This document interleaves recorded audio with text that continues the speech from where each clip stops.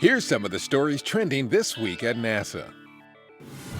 Activities aboard the International Space Station during the first week of June included continued operations with the Bigelow Expandable Activity Module, which was fully expanded on May 28th. The follow-up work included equalizing beam's internal pressure and conducting leak checks to ensure its structural integrity. The beam is a technology demonstration to study expandable habitats in space.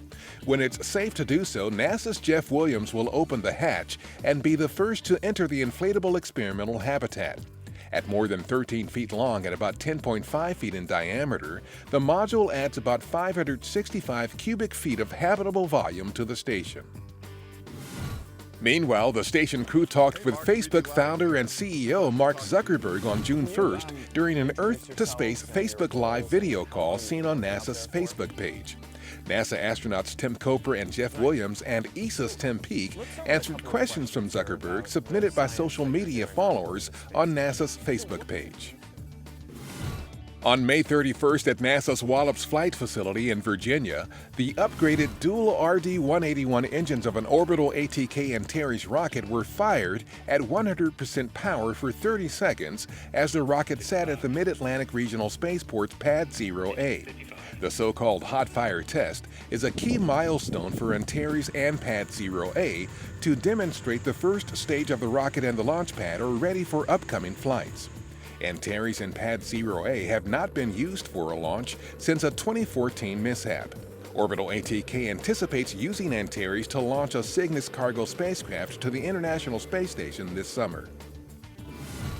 Also on May 31st in Star City, Russia, NASA's Kate Rubins and Expedition 4849 crewmates Anatoly Ivanishin of Roscosmos and Takuya Onishi of the Japan Aerospace Exploration Agency participated in traditional ceremonial activities at the Gagarin Cosmonaut Training Center.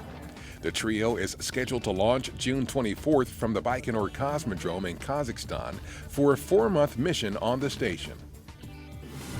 NASA's Armstrong Flight Research Center in Edwards, California hosted a before and after demonstration with F-18 aircraft to compare the loud sonic booms we are familiar with to a quieter, more community-friendly sonic thump. NASA is working to make supersonic flight sound more like with experimental aircraft developed through the agency's Quiet Supersonic technology. Following the supersonic portion of the event, there were also discussions on efforts to safely integrate unmanned aircraft systems, commonly called drones, into the National Airspace System. NASA's Jet Propulsion Laboratory in Pasadena, California invited members of the media to experience mixed reality, an environment created by using new JPL software combined with a mixed reality headset. Mixed reality enables virtual elements to be merged with a user's actual physical space, creating a world in which real and virtual objects can interact. This technology can be used to study Mars from the comfort of Earth or examine the inner workings of a spacecraft that hasn't even been built yet. 10 new U.S. Postal Service Forever stamps feature some of the most iconic NASA images in our solar system. The new issue stamps, unveiled on May 31st at World Stamp Show NY 2016 in New York, include the well-known blue marble image of Earth as part of the Views of Our Planets collection. Meanwhile, images of NASA's New Horizons spacecraft and the dwarf planet Pluto adorn the faces of the 2 Pluto Explored Forever stamps commemorating the July 2015 flyby of Pluto by New Horizons. And that's what's up this week at NASA. For more on these and other stories, follow us on social media and visit www.nasa.gov/twan.